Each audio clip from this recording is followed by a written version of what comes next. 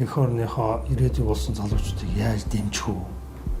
Яаж тус дэм болох уу гэдэг үүднээс 100 оюутанд оюутан болгонд сая төгрөгөөр 100 сая төгрөг зөв хөгжүүлэх зөвгсөн хөтөлбөрийг санаачилсан юм аа.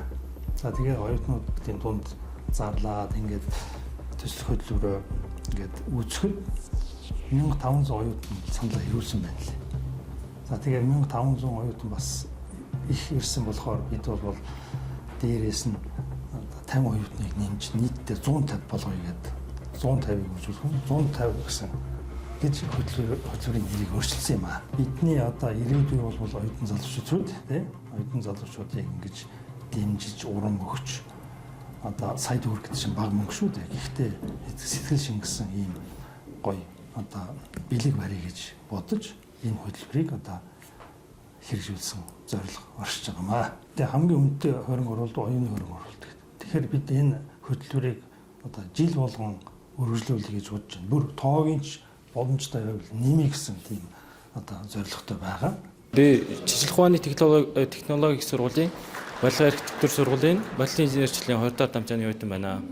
Тэгээд энэ хүү тэтгэлэгт ингээд хамрагдсандаа баяртай байна. Ингээд тэтгэлэг олгож байгаа Улсын их хурлын гишүүн Жангавл гишүүнд маш их баяртай. Энэ оюутан залуучуудаа урам зориг өгөөд энэ хичээл зүтгэлийг үнэлж байгаа энэ гишүүнд маш их баярлалаа. Одоо Монгол Улсын их сургуулийн хууль зүйн сургууль сурж байгаа. Тэгээ нэгдүгээр түвшний оюутан. Сэтгэл бол маш өндөр байна. Хууль зүйн сургуульд болохоор яг тэр мэрэгжлэр ирдэг тэтгэлгүүд маш бага байдаг. Эргэлтийн мэрэгжил биш ч бол та. Гэхдээ яг сургуулиас ямар ч мэрэгжлийг голгүй бүх мэрэгжилд ингээд өгж байгаагаар энэ тэтгэлэг маш онцлогтой байсан. Агаарын шинжилгээ ухааны үндэсний их сургуулийн хүний хэмжээний 2 дахь дамжааны оюутан байна.